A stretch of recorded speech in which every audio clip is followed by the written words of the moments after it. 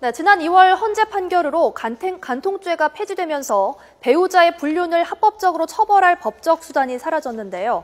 상황이 이렇다 보니 최근에는 인터넷이나 SNS를 통해 배우자의 불륜을 공개적으로 알리는 일이 심심찮게 벌어지고 있습니다. 지난달 27일 30대 여성 A씨가 페이스북에 자신의 남편과 그가 함께 불륜을 일으킨 여대생을 고발하는 장문의 글을 올렸는데요. 이 여성의 글에 많은 네티즌들이 호응하면서 남편과 여대생을 흉보는 글을 달았습니다. 네, 일부 네티즌은 A씨의 남편과 여대생의 신상털이를 했고요. 심지어는 여대생의 학교 홈페이지를 찾아서 댓글을 남기기까지 했습니다. 이 여대생은 자기의 신상이 노출되자 페이스북 계정을 폐쇄했고요. 네, 이처럼 최근 들어서는 배우자의 불륜을 SNS 등에 올려 배우자와 상대방의 이름, 직업 등을 공개적으로 고발해서 망신을 주는 사례가 늘고 있습니다. 지난 2월 헌법재판소의 간통죄 위헌 판결로 배우자의 불륜을 처벌할 법적 수단이 사라지자 불륜 피해자들이 직접 응징에 나섰기 때문입니다. 이렇게 되자 온라인 불륜 폭로로 신상이 공개된 당사자들이 불륜 피해자를 명예훼손으로 고소하고 또 불륜 피해자도 정신적 피해를 배상하라면서 맞소송하는 일이 잦아지고 있는데요. 법조계에서는 설령 배우자의 불륜이 사실이더라도 이를 공개하면 명예훼손으로 처벌받을 수 있다고 말합니다. 때문에 우리나라도 미국처럼 불륜에 따른 위자료 기준표를 만들어서 재산 분할 등에 활용해야 한다는 주장도 나오고 있습니다. 네, 참 남편이 또는 부인이 바람핀 것도 억울해 죽겠는데 이거 뭐 세상 사람들한테 알리지도 못한다. 아니 일단 말이죠. 그게 왜 명예훼손에 해당되는 건지 나도 관련된 일 아닙니까? 우리 남편이 나를 힘들게 만들었기 때문에 내가 올린 건데. 그렇죠. 우리가 지금 본인이 피해자고 피해자가 내가 이런 피해를 당했습니다라고 얘기하는데 이게 왜 또 다른 죄가 되느냐. 지금 앵커님께서 그런 질문을 하신 것 같은데요. 내가 올린 글이 설령 사실이라고 하더라도 그 내용 안에 들어있는 상대방, 그러니까 즉 뭐 간통을 저지른 남편이나 부인의 어떤 그런 간통 사실을 알린 그 내용 자체가 그 남편과 아내의 그 사회적 평가를 좀 저하시킨다라고 판단이 되면 이거는 우리 그 법에서 규정하고 있는 명예훼손에 해당이 됩니다. 따라서 설사 이게 사실이고 내가 피해자고 피해자가 올렸다 하더라도 이 명예훼손의 피해자는 또 상대방이 되기 때문에 엄격한 이제 범법행위가 된다고 보시면 되겠습니다. 그러면 SNS에 올린다는 것 자체가 누군가 본다는 걸 전제로 하기 때문에 그렇다는 거군요. 네, 당연하죠. 내 일기장에 쓰는 건 상관없어도. 그럼요. 예, 그게 어디에 올리느냐에 따라서 다르는 건데. 특히 이거를 그냥 단순히 그냥 주변 사람에게 얘기를 하는 거는 그냥 형법상 명예훼손죄에 해당하지만 이걸 SNS에 올리면은 이건 정보통신망법 위반입니다. 그래서 형법보다 형도 좀 더 높습니다. 아, 그렇습니까? 그렇겠죠. 정보통신법 위반이. 자, 그러면 어떻게 해야 돼요? 아니, 그러면 내 남편 바람 폈는데 이거 처벌도 안 돼요. 간통죄 없어졌죠? 그렇죠. 그렇다고 누구한테 얘기도 못 해.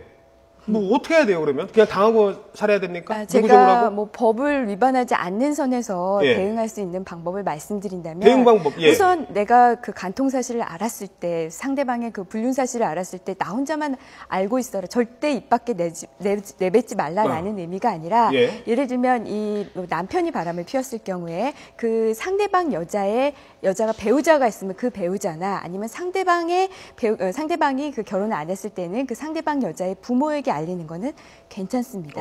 그 알리는 이유가 지금 당신의 딸이나 당신의 배우자가 내 남편과 바람을 피우고 있으니 좀 자제시켜달라라는 의미가 될 수 있기 때문에 그들이 또 다른 사람한테 퍼뜨릴 가능성도 없거든요. 그렇기 때문에 명예훼손은 되지 않고요.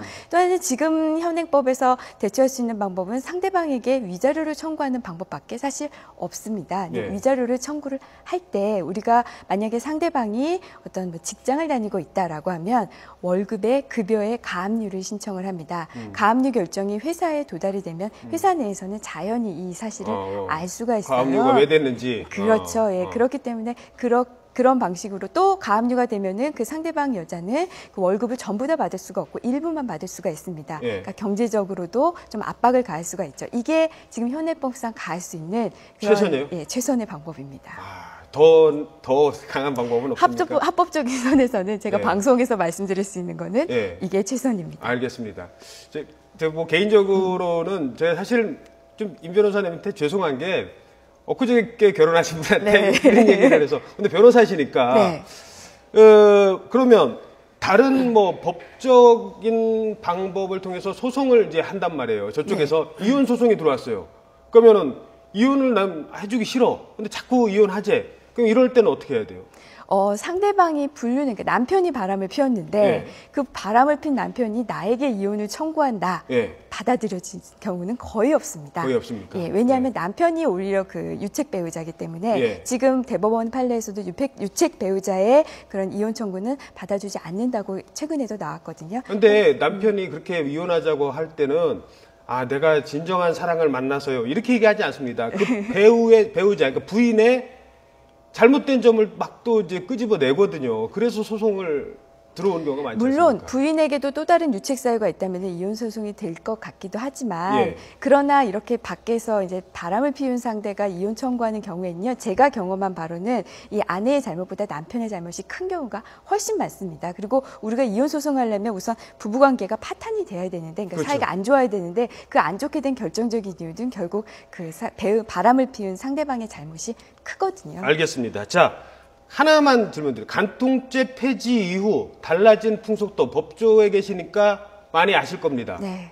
사람들이 어떻게 달라졌어요? 간통죄 폐지 이후에? 우선 간통죄를 저지른 사람들의 죄의식은 확실히 없어졌습니다. 죄의식이 그래서 없어졌다. 예, 정말 극단적으로 얘기하면은 약간은 뻔뻔해지신 뻔뻔해졌다. 분들이 조금 늘어났고요. 반면에 피해자 입장에서는 이제 수사기관의 도움을 받을 수가 없어졌습니다. 간통죄 자체가 폐지됐기 그렇죠. 때문에. 예. 예전에는 뭐 두 사람이 모텔에 들어갔다 그러면 경찰에 신고해서 같이 출동해서 현장을 잡았는데 지금은 그게 불가능합니다. 경찰이 안 따라가죠? 그렇죠. 예. 그렇다 보니 스스로 해결해야 하다 보니 좀 불법적인 방법으로 증거를 수집하시려는 분들이 좀 늘으신 것 같습니다. 사설업체. 예, 예를 들면 아니면 자신이 뭐 위치 추적기나 아니면은 뭐 녹음기 이런 몰래 도청 장치를 이용해서 증거를 수집하시려고 하는데요. 이것도 또 다 범법 행위입니다. 이것도 그래요? 위치정보보호법이나 통신비밀보호법에 다 위반이 되니까 내 남편이 의심스러워서 남편 차에다가 위치 추적기를 다룬 것도 남편이 알게 되면 불법이에요? 그렇습니다. 그렇기 때문에 이런 점들 때문에 조금 아쉬운 이렇게 그 증거를 수집하시려는 분들이 처벌받는 경우가 종종 발생하고 있습니다. 좀 알겠습니다. 안타까운 점이죠. 예. 간통이거든 뭐 바람이든 안 피는 게 제일 좋겠죠. 여러 사람 피곤하지 않게 하려면. 아무튼 결혼 축하드립니다. 고맙습니다. 네.